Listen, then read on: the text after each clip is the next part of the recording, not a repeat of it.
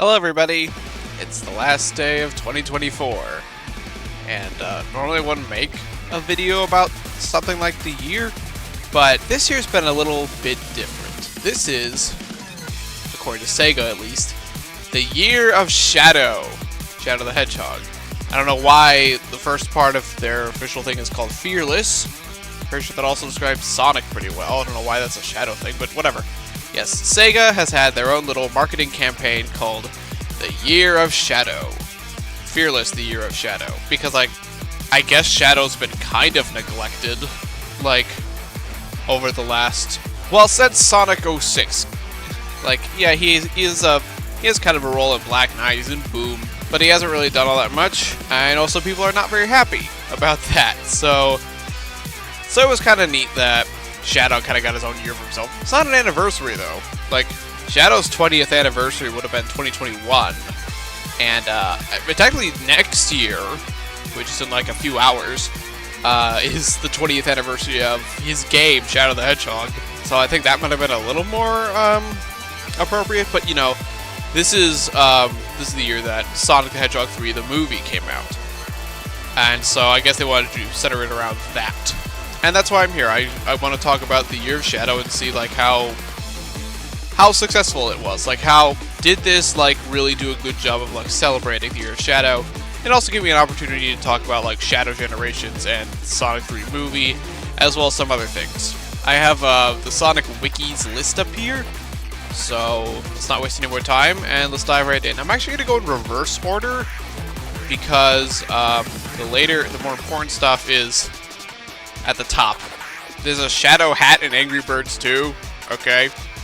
Yeah, I think Sega owns the Angry Birds studio now. I don't know why. I don't know why they'd want it. Whatever. Yeah, we got an announcement of, like, a DC Comics collaboration with Shadow as Batman. And we've actually got an animated short from, like, Tyson Hess and his crew on that. And it was pretty short. You know, it's to celebrate Batman Day. But it was still kind of cool. Like, the comics are scheduled to be next year. The Sonic characters will actually be interacting with the DC characters, so that's kind of neat. So, merchandise, blah, blah, blah, blah, blah. Oh yeah, Sonic Rumble. Here's an actual game that I could talk about. I didn't get to play it. Like, it's still not out yet. They said it'll be out winter 2024. This is the last day of 2024, and it's still not out. There were some betas, some closed and open betas and stuff. I didn't get to play it because it's like on phone. It's a mobile game. It might be on Steam, I think. I'm gonna look. Yeah, it is. It is on PC. I didn't get to play it though. Looks cute. It's like a Fall Guy sort of thing. Have some cute little toyified version of some of these Sonic characters, and we got like most of the cast you'd expect. You got Amy and Big and Blaze and Charmy, Cream, Eggman, SBO, Jet, Knuckles. They have the avatar from Forces there, so you can, like, customize it. That's kind of neat. Metal Sonic, Tails, Rouge, Shadow, of course, the Year of Shadow, Silver, Sonic, Vector, and Zavok, you know, everyone's favorite. I hope they had more. Like, it would be cool to have, like, Tangle and Whisper from the comics. You know, they are in Sonic Forces Speed Battle. Bringing Wave and Swallow to complete the Babylon Rogues. That'd be cool. The thing I've taken away from that is that it has, like, really good music. So it has a bunch of remixes. They remind me a lot of the remixes in the Mario and Sonic the Olympic game series, which, given that series is dead now, thanks Olympics Committee, wanted to focus on NFT games instead. Screw you. But I guess the composers are like, all right, we're gonna make music for this then. And a lot of the remixes are from Sonic Lost World. Actually, I think there's like 4 or 5 from that game, and so really good. You got Desert Ruins, Frozen Factory, Silent Forest, and Lava Mountain. And yeah, they sound really, really good. I think Seaside Hill from Heroes is there, Starlight Carnival from Colors, Pinball Carnival from Superstars, Sky Sanctuary, and this is surprising. So Chemical Plant's there, but because of rights issues with Sonic 1 and 2 soundtracks, they used a jazzy version of, like, classic Sonic's Chemical Plant from Sonic Forces. And guess what? It actually sounds, like, amazing. Like, when you're not doing the, that, like, sort of fake Genesis sound font that made those songs sound so bad, the compositions are actually really good. Like, this Chemical Plant sounds amazing. That's really cool. As maybe I'll try it out once it like comes out in full, but meh, not really on my radar much. Anyway, some Shadow songs are played at the Sonic Symphony World Tour. Didn't get to see that. I don't really go to concerts, even if I love Sonic music that much. Some Legos, Shadow stuff, which the presentation for that in the Sonic Central was really funny, because like Shadow's fighting the Bio Lizard, and Sonic's just like chilling out. A physical version of Shadow's motorcycle, that was pretty cool. Shadow had a costume in Sonic Superstars. He's not there himself, but like you could dress classic Sonic up as Shadow, and cue the jokes that classic Sonic skinned him and is wearing his skin as a coat. You kind of like Buffalo Bill. But you know, that stuff's not what you guys care about. What you guys care about is the big stuff, and we're going to start with the smallest of those. That's Sonic Dream Team. That came out last year. It's, I think, still exclusive to Apple Arcade, which is stupid. That game looks pretty fun. I'm waiting for it to like come to consoles, because they did say console releases are not ruled out. And this added Shadow. I don't know why it wasn't there from the beginning. It was really weird. Like the 6 playable characters in that game at launch were Sonic, Tails, Knuckles, Amy, Cream, and Rouge. No Shadow, but he's here now, and that's neat. I think he just plays a lot like Sonic and Amy. But yes, I suppose the real big one is Shadow Generations, and this has gotten like a lot of attention for like being the most acclaimed 3D Sonic game since Adventure 2. It is the highest rated on Metacritic with I think a score of 81, which, for the record, Adventure 2 had an 89. None of the other 3D Sonic games have ever gotten into the 80s. Like, they've all been like 70s or lower. In some cases, a lot lower. So, yeah, and like, does it deserve the praise? Oh yeah, absolutely. Well, I mean, first of all, it's releasing alongside Sonic Generations, which is like one of the best Sonic games ever made. And so to have another one of the best Sonic games in there for $50, yeah, why shouldn't you go buy it? They definitely like greenlit Shadow Generations because of the Sonic 2 movie's stinger. I think they said that because they're like, oh, we want to do something like with Shadow as the main character, but I guess they couldn't find a good opportunity before, and they're like, okay, here we go, this is it. And here we go. Like, Shadow Generations, I want to say, like, this is like the most polished 3D Sonic game ever made. Like, I couldn't remember running into any glitches or anything where a mechanic didn't work properly. Even Sonic Generations had a few weird technical hiccups. And yeah, I played it on PS5. It runs buttery smooth. Both games run at 60, which previously was only on like the PC version of Generations. And the levels are very strong. Like I think this is like directed by the same guy who directed regular Generations, or at least was like a head designer, a lead designer on that game.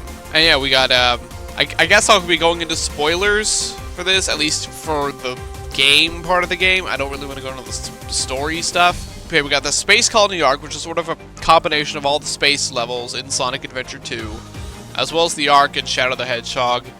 So yeah, you've got those like, you know, the rail grinding, you've got those like gravity like panels from what's the level called? Crazy Gadget. You got the spinning cylinders from Final Chase. You got the artificial chaos. You go inside the Arc, kind of like Tails' levels. What was it? Yeah, Eternal Engine. That's a really cool opening stage. Rail Canyon, not my first choice from Sonic Heroes. I think that's actually like my least favorite level in the game. This is like such a vast improvement because the rail switching actually works now. I think it is my least favorite level in Shadow Generations, though, only just because rail grinding, you can only do so much with it for so long. Like, there's not as much gameplay variety here. But still, it looks amazing. Soundtrack is great. Then after that, we have Kingdom Valley from 06, and everyone has said this before, but this is the best level in the game. Like, if Rail Canyon is very straight to the point, very sort of almost one note, Kingdom Valley is like the opposite. There are so many like little shortcuts and alternate ways you can get around. It looks really great, like that sort of grassy, like overgrown medieval kingdom that I wish Black Knight did instead of looking all gray and boring. The music's wonderful. I love how it ends with sort of the Mach speed section, like inside the waterfall. It's just, this is, you know, I don't like using all this slang, this internet slang, but this is peak. I think a little bit of me just died inside when I said that word. And it's the 06 stage. Because like Crisis City in Generations is one of the best levels in that game too. It's not the best. I think that's Rooftop Run maybe? Sky Sanctuary? City Escape? One of those. But it's still like the 06 stuff in both Generations games is actually super duper good. I can imagine like some like people playing Generations like, wow, this stuff's really cool. What game is it from? And then they play 06 and they go, oh. And then we have Sunset Heights from Forces, and I remember back when Shadow Generations was announced, and we didn't really have a good look at the levels there. People were like, oh, is this gonna be like Forces? And then like it was the Forces level that made everyone go, okay, no, this is like really awesome. Like parts of it are still feel like kind of a straight line to like feel like Forces, but there's so much more stuff going on. I think it has the best use of chaos control because like there are some stuff with projectiles. The Death Egg robots are actually trying to attack you now. They're throwing rocks. You can actually use chaos control and home attack those rocks and get onto another path. Like that is like the best use of chaos control I've ever seen in Sonic. And I wish the game did more of that actually. You actually go into the underneath part. Like they sort of actually fuse like all the different versions of the city in Sonic Forces. You sort of go through the town part like in Ghost Town and like the sewers, and you go through there's the bridge from the Metal Sonic fight, and of course the first part is very much like Sonic's and the Avatar section, and I guess Shadows, because Shadows is sort of that, but like put into a Mario Maker level editor. And then the last level is Chaos Highland from Sonic Frontiers, a game Shadow was not in. Okay, not really complaining. The level's really cool. Much like Kingdom Valley, this is like one of the more open ones. There's a lot of ways to get around, especially if you use the Doom Morph. I'll talk about the Doom powers next, but I just want to talk about the levels. Like, I love how, like, this goes through, like, all of, like, Chaos Island. You go through the upper parts with, like, the gray rocky side. You go underneath, you go in, like, the ruins themselves, and then you go through the volcano part, which, you know, where you had the mini game where you broke all the boxes, and that was really annoying in Sonic Frontiers. But it's cool here. It's pretty. It is a lot more difficult than like the previous levels though. So like if someone who's not familiar with 3D Sonic, you're probably gonna die a lot here. And then the last level is Radical Highway. I feel like I can say all this stuff because all 6 levels were shown before the game came out. In fact, like the music for using I think the second trailer is just Radical Highway Act 1. And you know, this is cool. Like the Radical Highway levels are really hard actually. Like they are. I did die a fair amount of times in both. I think I got C or D ranks my first time playing them. So yeah, I think probably the hardest like final Sonic level since Eggman Land, though nowhere near as long or frustrating as Eggman Land. Yes, lava. I died a lot on Lava Mountain in Lost World though, although that was more just due to janky design. But I kind of feel that the coolness of, because it is cool, like Shadow's last stage in this game is the first level he ever went through, Radical Highway, his first stage in Sonic Adventure 2. But it is sort of lessened because like in Space Colony Arc, Rail Canyon, and Sunset Heights, Black Doom will hijack the stage and turn it into like some sort of warped version of Radical Highway. Seeing it as the last stage is kind of like, well, we've seen all this already. I mean, it's still, the levels are still very different, but, you know, it's not quite as cool as if it would have been if Black Doom had hijacked put Radical Highway into other stages, because he thinks Radical Highway is just so cool. He's like, I just think Radical Highway is so cool, Shadow. That is a horrible impression of him, and I think my throat is about to die. Yeah, that's all the levels. No Shadow the Hedgehog level, which is a little disappointing. Like, for as bland as that game's level design is, there's some really cool, like, concepts. Like, I don't know why the Black Comet wasn't... The Black Comet, it could have easily been, like, the final level.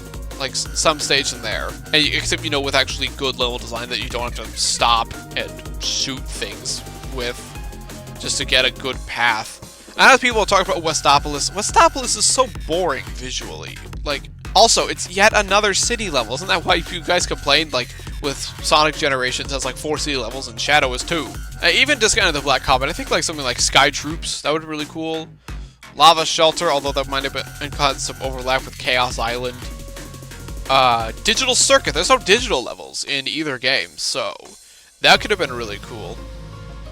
I do kind of wish there was like one more stage. Like, I mean, yeah, we got the Tokyo Act as DLC, but that is just one act and also yet another city level.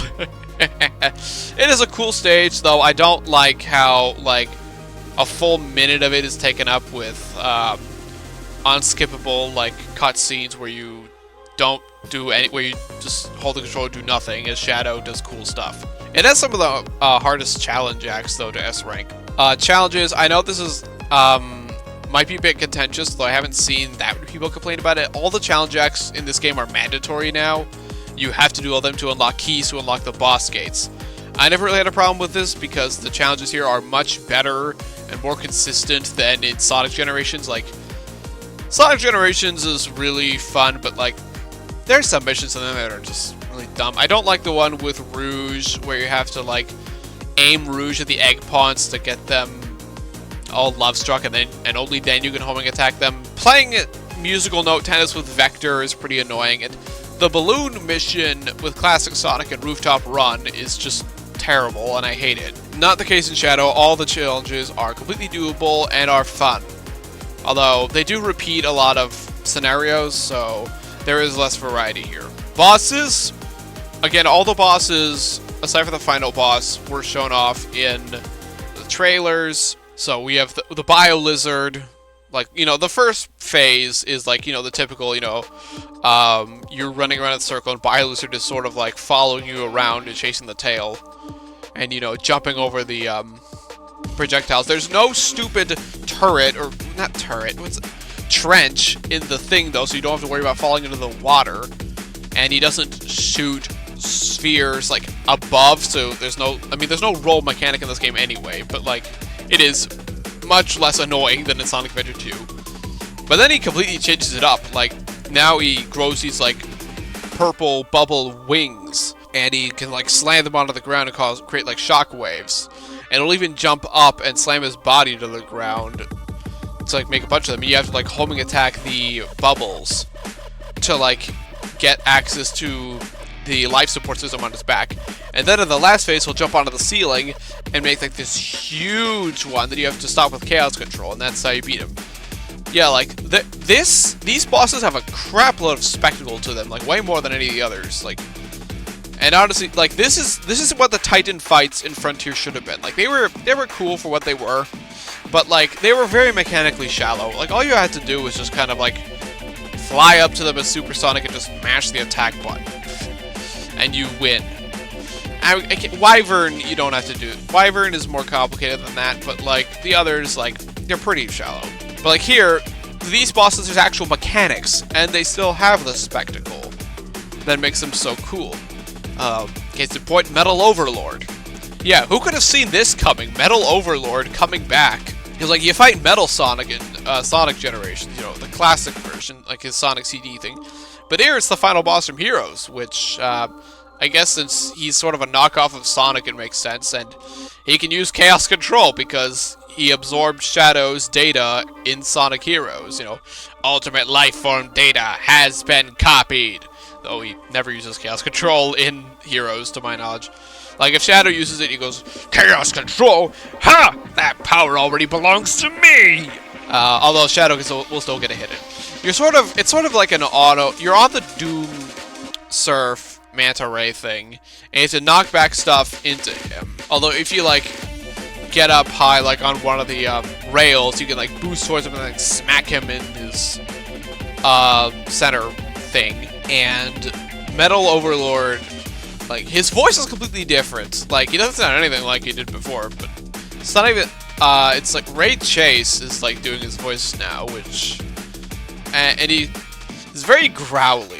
I mean, I like it fine, like, I didn't like Metal Overlord's voice in Heroes. Like, I get it. It is sort of like Sonic's voice, just sort of pitched down and metalized, but it sounded kind of weird and unintimidating. Here it sounds better, but it doesn't sound like Sonic anymore. But yeah, Metal Overlord is still like really fun. Then it's him, guys. It's Memphis, Tennessee. That's right, Mephiles is here. This is like where the time meter, like, this is like why I think like having the time meter justify this stuff is like really interesting, because Mephiles, if you remember, he was like retconned out of existence at the end of 06. So Shadow doesn't know who he is anymore. But Mephiles knows everything that happened. Like he is no longer like super cunning and full of himself. He is desperate. Like although his voice sounds really different too. It doesn't sound anything like dang. It's Robbie Damon. It's Hubert from Fire Emblem Three Houses, and I love that man's voice. It doesn't sound anything like Mephiles did before. Still a fun voice. I owe much to you, Shadow. I will defeat you and restore myself to the timeline. But it's fun because, like, you know, Shadow like, I don't know what you're talking about. And Mephiles like, what? Did you forget about me again? He's so desperate, and he's like, after you defeat him, he's like, no, I want to exist. And you know, like the people, I heard some people go like, I feel bad for him.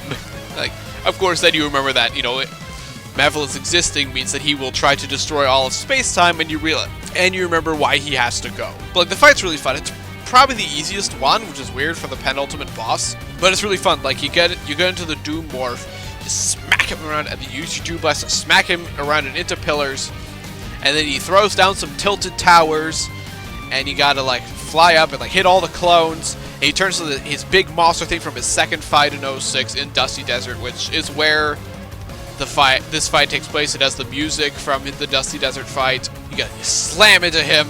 It is so satisfying.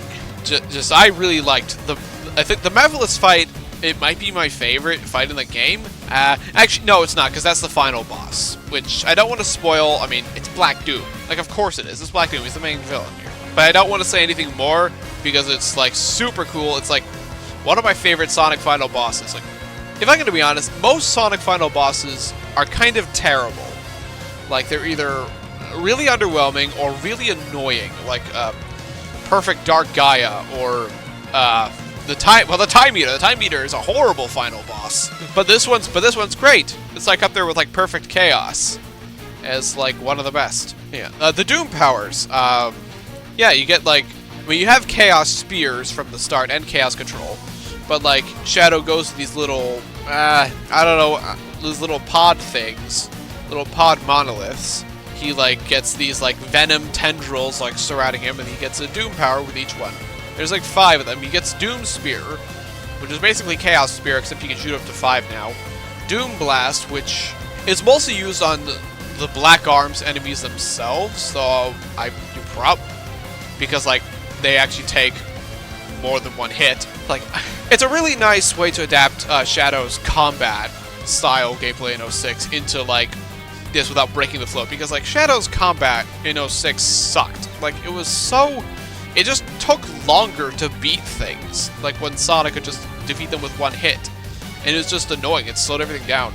But here, like, yeah, he has to hit them a bunch, but it takes like what, 1 second, and then, but even cooler, you launch them into the air and you can like throw them somewhere, and then you teleport to them. So it can actually be a great tool for like getting shortcuts, and in some cases you have to do it to like get to like different higher paths.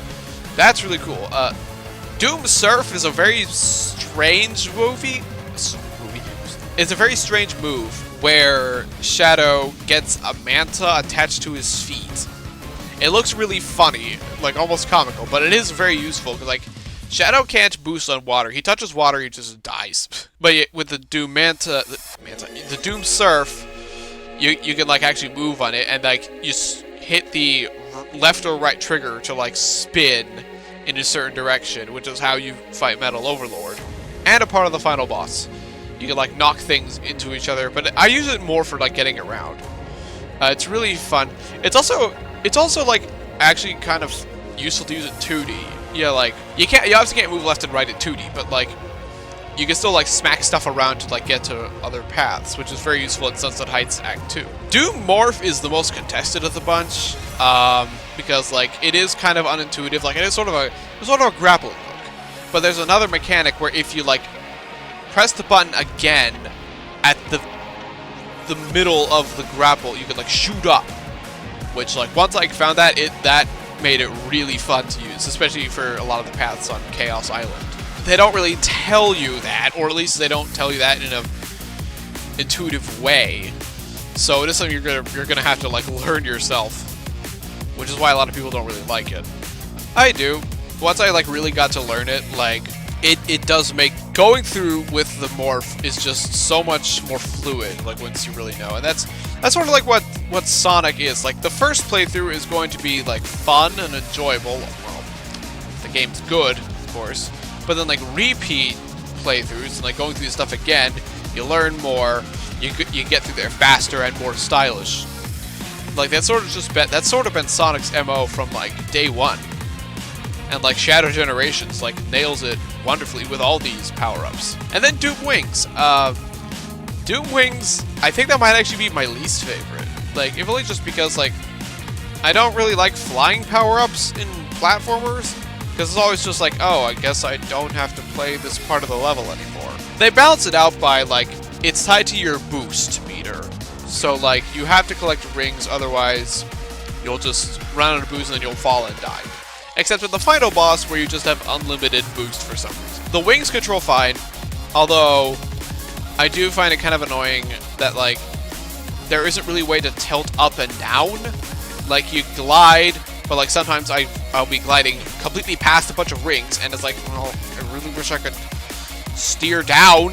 But like, you know, whatever. That might make it a little complicated for some people. Anyway, Doom powers are fun. I didn't really talk about how Shadow controls, because they're like 3D Sonic controls have been all over the place. Like they're pretty on point to the adventure games, but then Heroes massively upped Sonic's acceleration and speed way too high, leading to a lot of slipperiness. Shadow toned that down, but he still felt like he was controlling on ice. 06, he's very precise. And then we got the boost games, where Sonic is a lot stiffer generally, but the level design is based around that, so it works fine, and it's more about reflexes. Colors, you got a double jump. Lost World is very strange. And then Force is kind of nerfed like everything. And then Frontiers controls amazing in the overworld, but then cyberspace, yeah. Thankfully, Shadow controls a lot like Sonic does in Generations, although his turning is a lot better, his jump feels great, and his double jump actually, this is the best double jump in the series easily. He can't drift, and he doesn't do tricks when he like goes off a ramp, you know, whatever, that doesn't really matter. The level design is completely based around Shadow's abilities, and the Doom powers do make up for any potential losses in moveset. No light speed dash. That is kind of weird, especially since Frontiers brought that back. But you know, whatever. Story-wise, it's fine. It is basically sort of more of a reintroduction to Shadow after 20 years of Shadow just kind of being like, I'm the cool, dark rival character. Where, like, SA2 is really the only game he's ever really had much purpose in, besides his own game. I mean, obviously. Like, every other game, like Heroes and 06 and Black Knight and, like, a lot of spin-offs, he's just kind of there. But here, like, it's sort of a reintroduction, like, as Shadow has to deal with all the elements of his past now. Because, like, in Shadow the Hedgehog, he had to deal with Black Doom, of course. But, like, everything else here. But now, thanks to the Time Eater, not only is Black Doom back, but Professor Gerald and Maria are back too, and they actually interact now, so that's kind of neat. So Shadow has to deal with every element of his past all at once. And like, the short length of the game, and I think there's only like 15-20 minutes of cutscenes, if that, you can run around the hub world to like talk to them more, as well as other characters like Big and Orbot and Cubot and Omega and Rouge. There's a lot of amusing dialogue there. I think the white space is greatly improved from Generations. Like in Sonic Generations, it's just sort of a 2D plane. You just sort of run around, and like when getting to challenges in particularly the modern section got kind of annoying. In here, it's like this big, in Shadow Generations, it's like a big playground, kind of like the Lake Lapcat in Bowser's Fury. Like, yes, everyone's made the comparison to Bowser's Fury, and in this case, this was the Bowser's Fury. Doing the Bowser's Fury thing with this whole game was absolutely the right call. You know, attaching a newer campaign that you might not be able to sell separately for as big a price to a remaster of an already amazing game like Sonic Generations or Mario 3D World. It's just great. Hey, that is such a great idea. I wish more games would do that. But like the hub in like White Space and Shadow Generations is like, it's like this big playground. It's like a condensed open zone from Frontiers. And because of that, everything just feels a lot more placed with like precision. It feels like there's like justification for everything to be there, whereas in Frontiers, not gonna lie, some of the islands feel a little AI generated at points. But like there's like proper spacing. Like I feel like I can move around wherever. Like I don't feel, not too much time passes without interacting with something.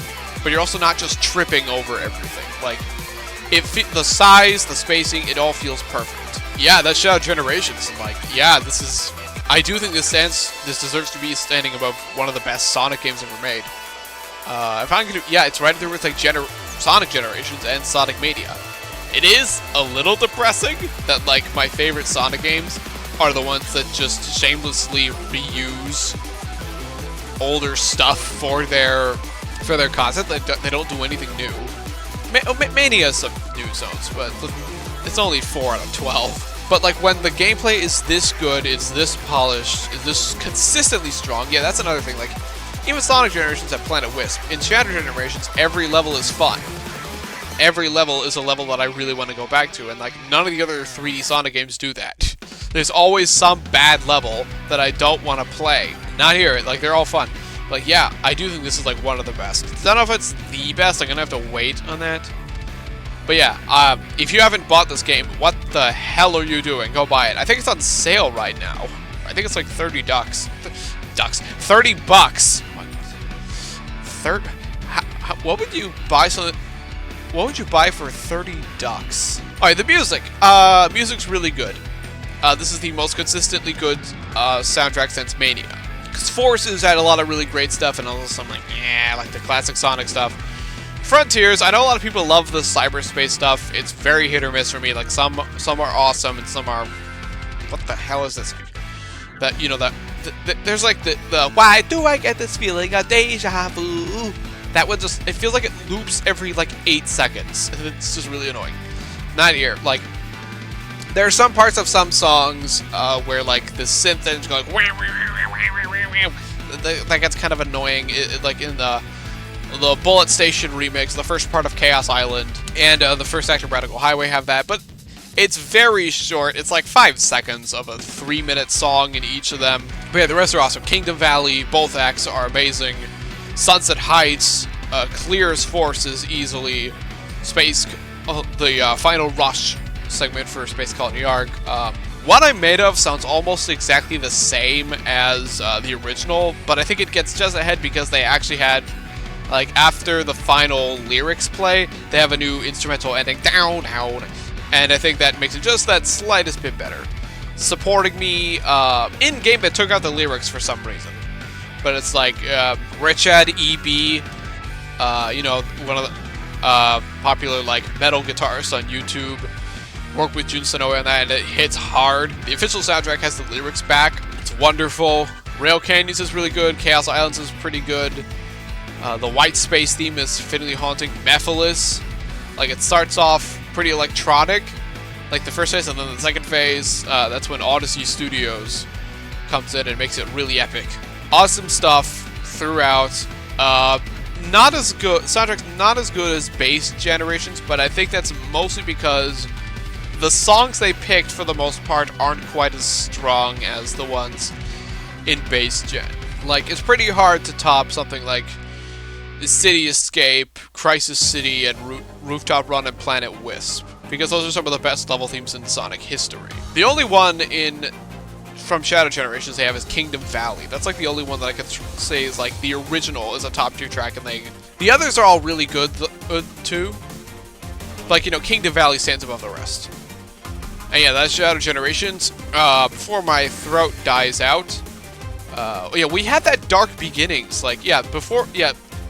Every Sonic game now has, like, an animation that, like, plays, like, before them. They put out, because, yeah, we had the prologue in Frontiers.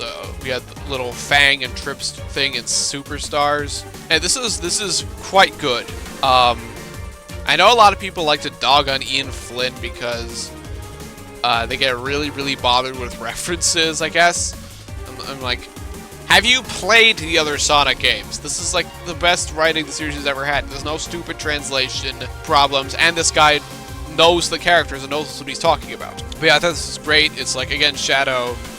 He starts off in a nightmare that, like, initially he's just with Maria on the Ark, but then, like, uh-oh, something goes wrong, and not how it's supposed to. So he has to go up to the Ark, which is where he starts in Shadow Generations.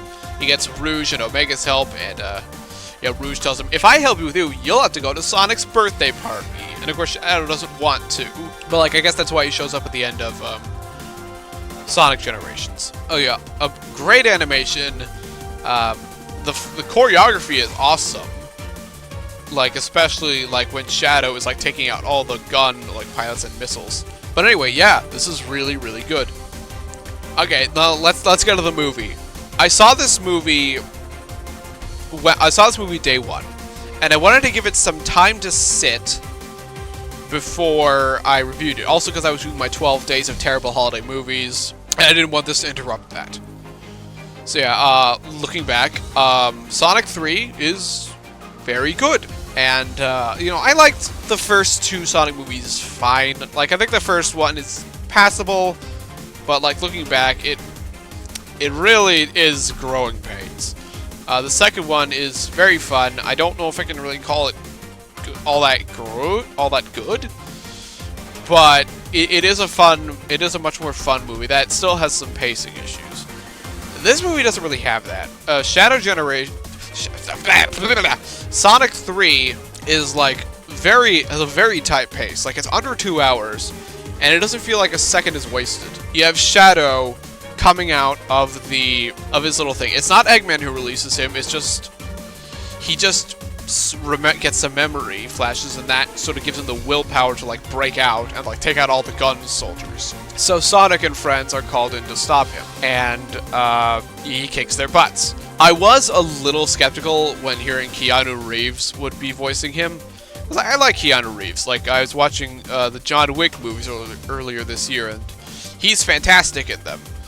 I know he's a very popular fan cast, but it's also like, how's he gonna do it? Because we all know, like, sometimes some like A-list actors don't really know how to voice act all that well.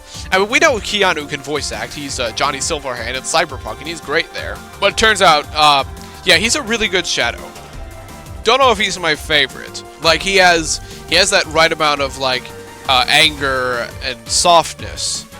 Like, he really brings the pathos. Shadow is the heart of this movie, which, you know, you'd hope he is, given how the story revolves around him. It is a very loose plot of Adventure 2. I feel like a lot of people, if you're going into this movie expecting that this is just going to be an adaptation of Adventure 2, you're going to be disappointed. Because it's not. Rouge isn't here for starters. I know that a lot of people were thinking that the character that Kristen Ritter was playing was going to be Rouge, but no, it's just some random female gun agent who is an obstacle for Sonic and friends, but more just because she thinks that they killed Commander Walters. Yeah, Commander Walters dies. Some egg drones like come in and shoot up the Chow Garden place there, and yeah, there's like the Chow Garden is here, like this sort of like idol place in Japan with like a bunch of costumes. The Chow costumes look cool. I would never want to go there, but I can imagine a lot of people who would. But yeah, so Sonic and friends have to infiltrate like Gun to like get the last key before like Eggman does. Yeah, they briefly team up with Eggman to like try to fight Shadow, but that doesn't last because I should be calling him Robotnik because he's not really called Eggman ever in these movies. He is Dr. Ivo Robotnik. Yeah, Robotnik meets his grandfather Gerald, who is alive here. Remember in the games, he had Death by Firing Squad 50 years ago. and it's really just a posthumous threat. Here, he's like here, and he's like 110, and it's he's also played by Jim Carrey, and like honestly, like they blend together so seamlessly, it is hard to tell that they are even two different people, that they're the same person. Like there are times when like there are two characters played by the same actor, and it is really obvious they're not actually like interacting with somebody. Like I'm thinking of Gemini Man, when you had Will Smith and distractingly de-aged Will Smith there, and it looked terrible. But not here. Like this looks really convincing, like basically all the time. Jim Carrey didn't come out of retirement because he needed the money. He said that himself. And like they have a dance like number when they're trying to get through all the lasers because their suits are apparently laser proof. Like how are the lasers not hitting their heads? Like I could see people like getting a bit annoyed that like they do take up quite a lot of screen time that could have been used for Shadow. I mean, Shadow's with them most of the time. But like if this is gonna be like Jim Carrey's like last movie, he's going all out, and he sure did. And he like by the end of the movie, he is in his classic costume, like full thing, with the silver stripes and the yellow square buttons. We do get Supersonic come back because like Shadow hurts Tom, James Marsden's character, and Sonic gets like really pissed, and he's like, I need the emeralds, we need to take Shadow out now. And like Tails and Knuckles are like, I don't think you're gonna, like you're mad, you need to calm down. And Sonic's like, no, I'm going to stop him. And like Knuckles is like, alright, but the Master Emerald is hidden with a very powerful warrior, and you're gonna need to get past him to stop him. And it's Wade.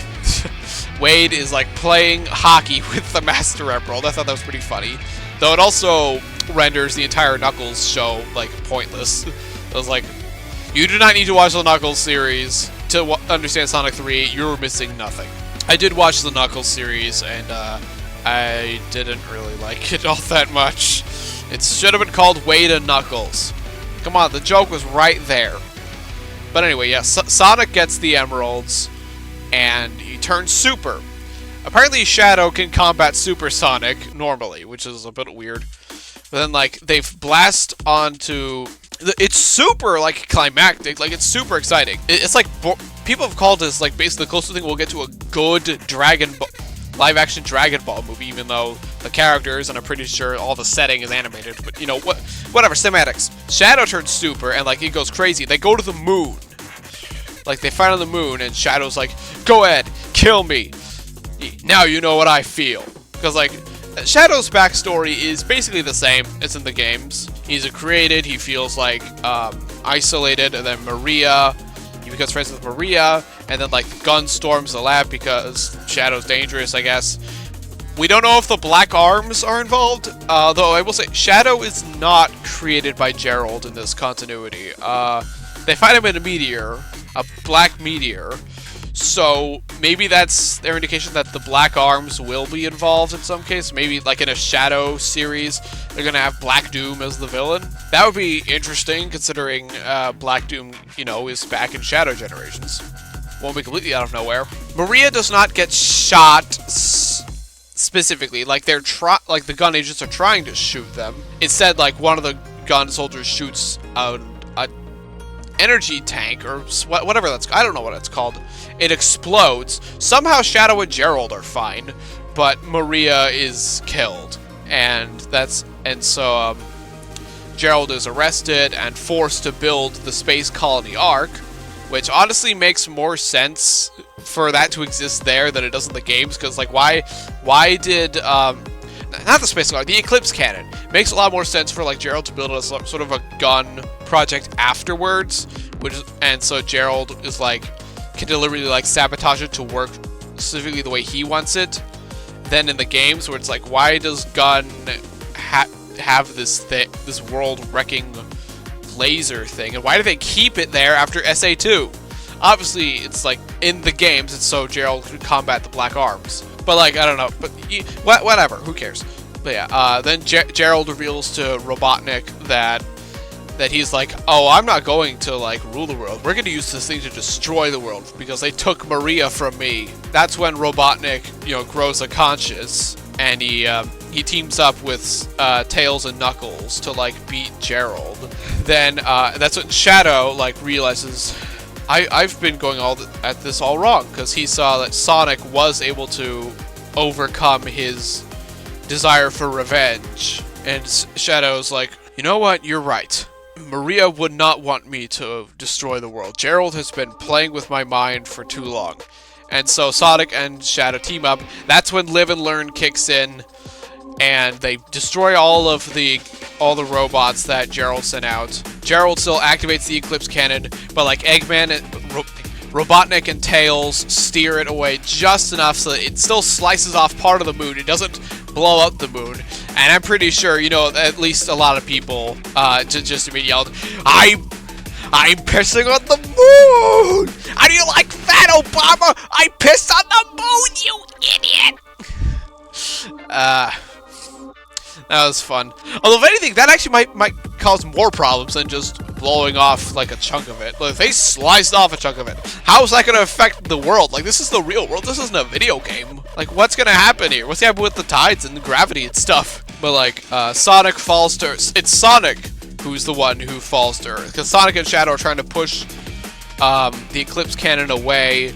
Because, like, even if it blows up, Gerald made it so that it would still, like, just wreck the Earth's atmosphere. So, like, Robotnik is...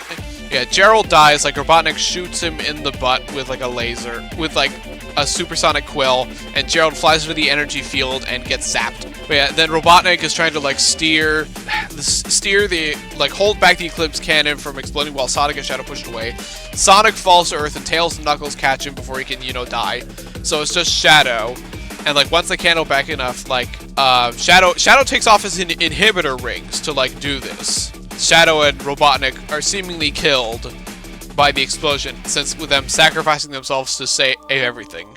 Which I get why they did that for Robotnik, since, you know, Jim Carrey might actually be gone. Might actually be done this time. I don't know how they're going to do this, because of the post-credit scenes, which I won't say because they are pretty neat. But yeah, and then it sort of ends with Sonic, Tails, and Knuckles back on Earth. Sonic apologizes to his friends. They and Tom lived, and Tom and Maddie, Tika Sumpter's character, like, they all, you know, they get back to, like, their lives, and, like, that's sort of where it ends. Yeah, I enjoyed it. It's nothing great. You've seen this story done before. But I think in terms of video game movies, yeah, this is probably the best one. It's not a super high bar. Most of them stink. But like this, like the Sonic movies are solid throughout, and they get better and better. God help me, I'm actually kind of excited for Sonic 4. Even though I'm not really sure what they're going to do with it. Sonic 4 is coming in early 2027, and so we're going to have to wait a little while to see, like, what comes of it. Oh yeah, that is Fearless, the Year of Shadow, and yeah, I enjoyed it. I do think it was successful bringing Shadow back to the spotlight, especially since, like, the big ones he's in, Shadow Generations and Sonic 3, were all very well received. I think that they definitely succeeded in, like, bringing in a bunch of new fans for Shadow, and, like, redeeming him in the eyes of jaded fans. Like, it definitely helped me appreciate him a lot more. Like, I liked him in Adventure 2, but everything else, he's just like, he's just kind of there. It's really funny in the Twitter takeovers, but, you know, those are Twitter takeovers where the voice actors can just go nuts. I really enjoyed it. I don't know if they're going to do something like this for any of the other characters. I've seen some people say do this with Silver. Silver's not in enough stuff to really warrant that, though. Like, he's in 06, he's a boss in Generations, he's an NPC in Forces, that's it. Besides, I think like someone like Tails or Knuckles should probably get one first. But anyway, this is cool. Like, I think between this and the Year of Luigi, Year of Shadow definitely clears the Year of Luigi. Both in terms of, like, quality and in success. Like, we are gonna have to wait a bit for the next big Sonic game. I think I remember hearing rumors of a Heroes remake, which might be next year, but I don't know. We know, like, Sonic Frontiers 2 is happening, but, like, they said, like, holiday 2026 at the earliest is when that'll come out. So we might see a teaser of it next year. That's it for 2024. I hope you enjoyed this year for me, my weird sort of switch to talking about movies and stuff. I will still do stuff. Like, I have a best games of 2024, as well as the very, very overdue best games of 2023 video that'll be out in January. I'll have I guess, a Switch 2 prediction video, and then like an unscripted one on just all the movies and shows I watched throughout 2024, like I did last year. Now, if you excuse me, my voice is going to die. I really need a drink, so I'm going to turn this off now. See you, everybody.